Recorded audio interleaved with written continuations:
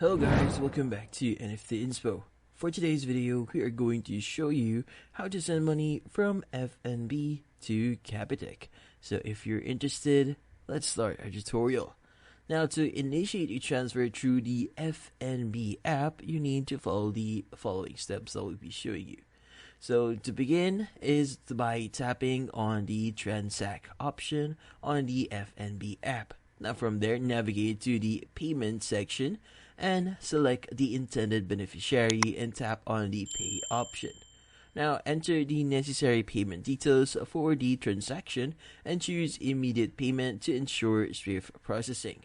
Now from there, confirm the transaction by entering your secure remote PIN and you should be good. So this is a straightforward process, allows you to seamlessly execute transfers using the FNB app, providing convenience and efficiency in managing your payments. And that's about it. So hopefully this video was able to help you. Like and subscribe to NFT Inspo.